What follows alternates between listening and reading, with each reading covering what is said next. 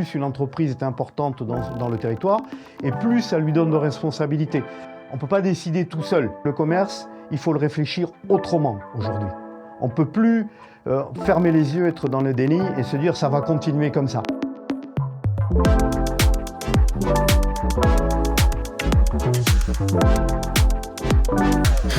Bonjour à tous, on se retrouve aujourd'hui dans le podcast de Vaucluse Entreprises et notamment dans l'émission Comme à la maison avec Jacques Lez, directeur de la zone Au Shopping Avignon Nord. Bonjour Jacques Lez. Bonjour Jamil, merci pour votre accueil. Alors pouvez-vous nous rappeler votre parcours et vos missions au sein de la zone Au Shopping Avignon Nord ? Alors tout d'abord, moi je suis salarié d'une entreprise qui s'appelle Noud, qui est une société de services de l'association familiale Mullier, qui intervient pour le compte des différentes enseignes pour la partie retail de l'association familiale, donc les Leroy Merlin, les Kiabi, Auchan, enfin, toutes ces enseignes bien connues. Mais non, ma prestation ne s'arrête pas là, puisque aujourd'hui, Noud est aussi susceptible de prester pour d'autres entreprises, pour d'autres opérateurs. Par exemple, dans le Nord, Noud est prestataire de services pour Enedis. Concrètement, que recouvre aujourd'hui le rôle de directeur de zone commerciale ? L'animation, le développement, relations avec les commerçants et les liens avec les collectivités, par exemple ? Alors, beaucoup de choses. Alors, je vais commencer par le dernier point. Effectivement, nous sommes un acteur important du territoire, en volume, en chiffre d'affaires, en fréquentation, en nombre d'emplois. Donc, la relation avec les parties prenantes du territoire, elle est fondamentale. On ne peut pas rester tourné sur nous-mêmes et faire notre petit commerce tout seul. On est bien évidemment obligé, d'ailleurs, ce n'est pas une obligation, on fait ça avec beaucoup de plaisir et d'intérêt, de travailler avec les collectivités et autres institutions du territoire. Après, mon job, il est assez complexe puisqu'il regroupe un certain nombre de missions. Donc, effectivement, toute la partie exploitation de sites. Donc, pour être très concret, tout ce qui est gestion du bâti, puisque nous avons 250 000 m² de construction. Le centre commercial Cœur, par exemple, l'hypermarché plus la galerie représente 7 hectares, donc 70 000 m². Donc on doit bien évidemment maintenir ce patrimoine-là. Là, je parle du bâti. On doit aussi conserver sa commercialité, puisque dans nos prérogatives, il y a aussi l'occupation de ces commerciales, de ces espaces-là. Alors quand je parlerai de commerce, on ne fait pas que du commerce sur la zone, mais on en parlera peut-être un petit peu plus tard. L'animation, la communication, puisque un centre commercial, ce n'est pas non plus que du commerce, il se passe beaucoup d'autres choses. C'est avant toute chose un lieu de vie, donc les gens viennent pour acheter, pour consommer, évidemment, puisque nous avons aussi 40 restaurants, mais ils viennent aussi pour s'amuser, puisque nous faisons des festivals et autres événements ludiques. Donc, comme je vous le disais, la mission est complexe et complète. Donc, la relation, bien sûr, avec les commerçants, qui sont nos locataires, donc avec qui nous avons une relation très, j'allais dire le mot fusionnel, c'est peut-être pas celui-là qu'il faut employer, mais dans tous les cas très très proche, puisque nous avons des intérêts communs, donc eux doivent s'y retrouver, mais nous aussi.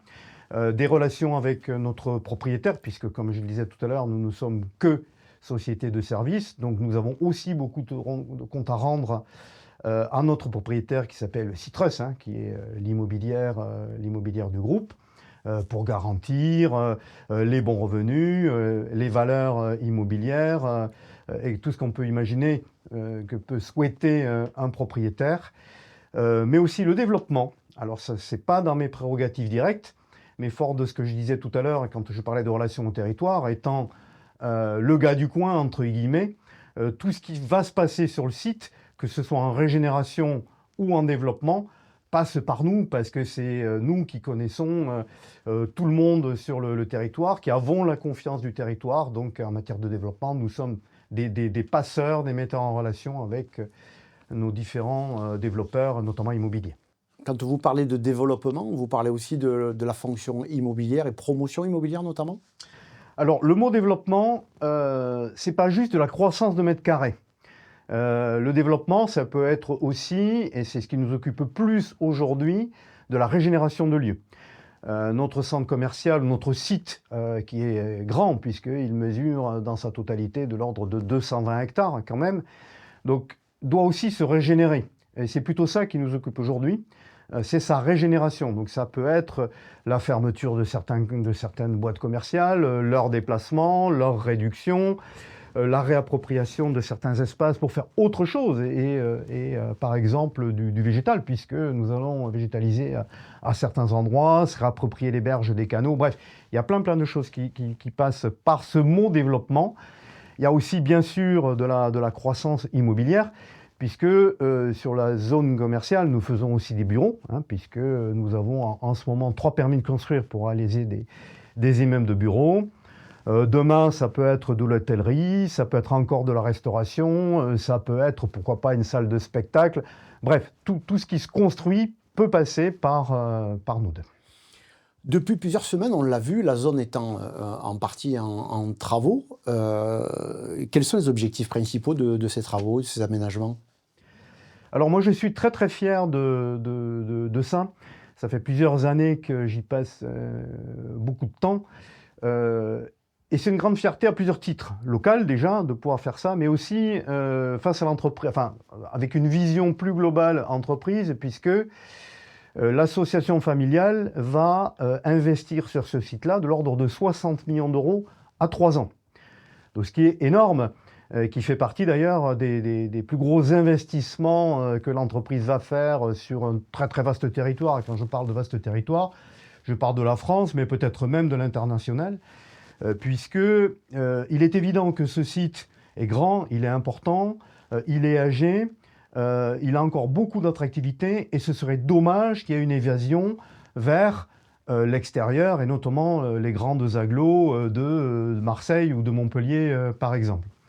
Donc on a effectivement commencé par la réfection de la station-service d'Auchan, les parkings qui sont la réfection des parkings qui est en chantier et qui seront couverts de photovoltaïques pour partie, une réduction de 4500 m² de l'hypermarché, ce qui n'est pas rien. Et là je parle donc de 2024 et 2025, et en 2026 et 2027, donc une rénovation complète de la galerie Marchand, donc pour un budget de l'ordre de 30 millions d'euros, donc qui consiste à refaire les sas, les façades, la réarchitecture de la galerie elle-même, avec un volet RSE important, puisque pas moins de 7000 m² de voies pompiers, ce qu'on appelle nous la voie pompier, donc d'enrobés, tout ce qui se trouve entre le parking et la façade, va être végétalisé. Donc on va avoir un immense jardin public qui va faire tout le tour du site. Une amélioration de l'isolation, tout le back-office technique, sonorisation, climatisation, etc. ont été refaits pour partie déjà dans des investissements précédents. Tout cela étant soumis à ce qu'on appelle une GTB, gestion technique du bâtiment, donc toujours pour optimiser la consommation énergétique et être le plus vertueux possible en matière de construction et de consommation.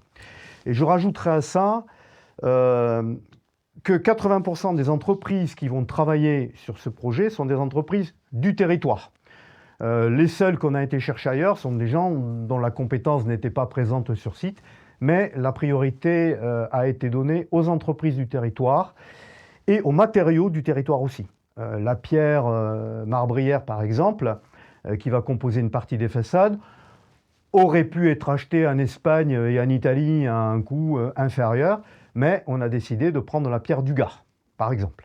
L'implication dans le territoire et auprès des acteurs, notamment locaux, associatifs et aussi entrepreneuriaux, est-ce que ça fait partie de l'ADN de votre engagement sur ce territoire? Bien sûr. Je pense avec beaucoup de sincérité que plus une entreprise est importante dans le territoire, et plus ça lui donne de responsabilités. Et pas seulement des responsabilités économiques, de nourrir des familles ou de faire travailler des collaborateurs. Bien au-delà de ça, notre savoir, notre puissance, même si le mot est peut-être un petit peu excessif, doit aussi servir à alimenter tout notre écosystème. Nous sommes par exemple partenaires, et même plus que ça, puisque mécène fondateur de la fondation du Festival Off. Donc nous sommes très proches de la culture, les rencontres du Sud, les rencontres cinématographiques du Sud, le Festival du Livre, donc sur la partie culture, nous sommes présents. Sur la partie éducation, moi je suis en partenariat avec le campus CCI, avec l'IUT d'Avignon, avec l'université. le sport et pas simplement pas simplement avec le sponsoring du basket, du BMX, qui est aujourd'hui une grande force Locomotive du du territoire, territoire. une grande locomotive du territoire, très très visible. On était dans ce club avant qu'il n'ait le succès qu'on connaît maintenant aux Jeux Olympiques. Donc, pas simplement en sponsoring, mais en accompagnement, puisque nous, quand nous sommes sponsors ou mécènes ou partenaires d'une association ou autre organisation, on est aussi engagé personnellement et on participe à leurs événements et à leur vision. C'est un mot qui est très important pour nous, la vision. Cet engagement, est-ce qu'il est porté par votre énergie sur ce territoire ou est-ce que c'est l'association familiale Mullier qui, dans tous les territoires de son implantation, favorise ce type d'engagement auprès de son écosystème, de ses écosystèmes du coup? Alors, les deux. Moi, je remercie quotidiennement mon entreprise et l'association familiale de me laisser exprimer ça, parce que c'est ma volonté, c'est mon éthique, c'est une responsabilité que je me donne. Je pourrais certes en faire un petit peu moins pour le territoire, mais ça me paraît être une évidence.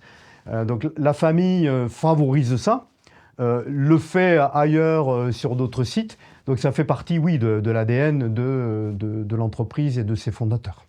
Les centres commerciaux, globalement, les hyper, ont une image un peu dégradée. On fait souvent l'opposition entre le centre commercial, les commerçants de centre-ville. Comment vous vivez ces oppositions? Est-ce qu'aujourd'hui, elles sont encore efficientes, ces oppositions-là? Quand je parlais des relations avec le territoire, moi je participe à des groupes de travail avec les associations de commerçants des centres-villes. Capsorg, par exemple, sur les sorgues du Comtat, ça nous arrive même de leur conseiller un certain nombre de choses, très modestement, mais avec ce qu'on sait, nous, avec nos expériences de responsables de centres commerciaux. Avec la ville d'Avignon aussi, ça m'est arrivé de participer à des groupes de travail avec les décideurs d'Avignon pour leur donner notre avis et la façon dont nous voyons, nous, le commerce. Et l'expérience démontre aujourd'hui que nous savons faire du commerce, même si les temps sont un petit peu durs en ce moment. Donc nous nous permettons de donner ces conseils-là. Pour moi, il n'y a pas d'opposition. On fait des métiers tout à fait différents. On ne peut pas nier, évidemment, notre impact sur le commerce global dans une agglo ou dans un département. C'est une évidence. Mais on doit faire le commerce différemment. Nous, nos galeries marchandes sont quand même assez uniformes, pour ne pas dire parfois monotones. On retrouve toujours les mêmes enseignes rangées de la même façon, des franchises, etc. Un centre-ville doit se démarquer par l'innovation, par des particularités locales, par des indépendants. Nous traitons beaucoup avec des franchises, par exemple. Moi j'adore faire du shopping dans un centre-ville parce qu'on trouve des créateurs, on trouve des commerçants indépendants et c'est génial. Je pense qu'on nous a trop longtemps opposés, ça c'est fini. Pour moi, c'est un débat qui est ancien puisqu'on se rend compte aujourd'hui. L'histoire démontre que ces reproches qu'on nous faisait dans les années 90, nous, on n'a pas grandi. Par contre, les centres-villes continuent à se dégrader. Donc, ce n'est pas nous qui sommes venus vampiriser, c'est que peut-être il y a des choses qui n'ont pas été faites correctement. Moi, je pense, et je me suis permis de donner ce conseil-là, encore une fois très modestement, mais ils l'ont écouté, donc je me permets de le dire là, à des élus de centre-ville ou des managers de commerce de centre-ville, qu'un centre-ville devrait être pensé comme un centre commercial, avec une unité, avec un site internet par exemple où tous les commerçants sont dessus, avec un sens du collectif. Il y a des centres-villes dont je tairai le nom qui ont 13, 14, 15 associations de commerçants qui ne se parlent pas forcément, qui ont des principes de fonctionnement différents. Il faut d'abord penser au client. C'est le client qui décide, ce n'est pas le commerçant. Le client, lui, quand il vient dans un centre-ville, il veut le basique, la propreté, la sécurité, le parking, certes. Mais ce qu'il veut aussi, c'est avoir une bonne lisibilité du commerce. Et quand il vient à 18h un lundi, tous les commerces sont ouverts, point. Il ne faut pas que la rue machin soit fermée, la rue truc soit ouverte, et ne pas s'y retrouver, parce qu'il ne sait pas trop où il va mettre les pieds.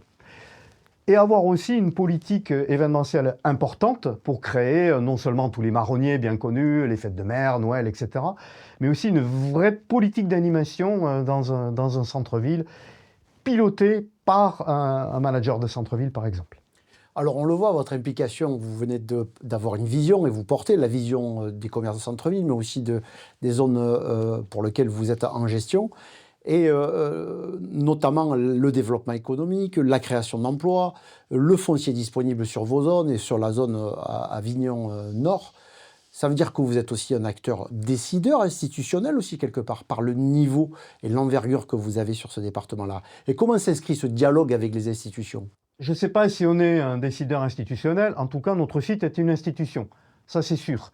Ça fait 55 ans qu'il est dans le territoire, beaucoup de gens ont grandi avec ce site, et moi j'adore parler avec des gens de mon âge ou même un petit peu plus jeunes, parce que ils sont tous venus avec leurs parents faire leurs courses sur le centre, et quelque part, dans l'inconscient collectif du territoire, au shopping Avignon Nord ou au Champ-le-Pontet, c'est plutôt ça qui est gravé dans la tête des gens, mais ça fait partie de leur histoire, et les visages s'éclairent parce que pour eux, ça génère plein de merveilleux souvenirs d'enfance pour la plupart. Donc oui, notre site est une institution, ça c'est sûr.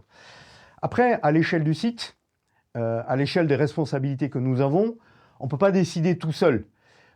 Et quand je parle d'engagement territorial, je ne parle pas simplement de mécénat, de sponsoring, d'accompagnement des uns et des autres, mais de décisions communes avec le territoire, effectivement, que ce soit les élus, que ce soit les agences d'Urba et autres, puisque dans tous les projets que nous avons, encore une fois, à l'échelle de notre site, on ne peut pas décider tout seul, on est obligé de... Enfin, obligé, non, on le fait avec plaisir en plus de ça, d'échanger, de co-construire avec le territoire, de décider ensemble de ce que cet ensemble-là va devenir. D'autant plus que ce site Avignon Nord est sur 2 communes et 2 communautés d'agglomération, Sorgues-du-Comtat et Grand Avignon.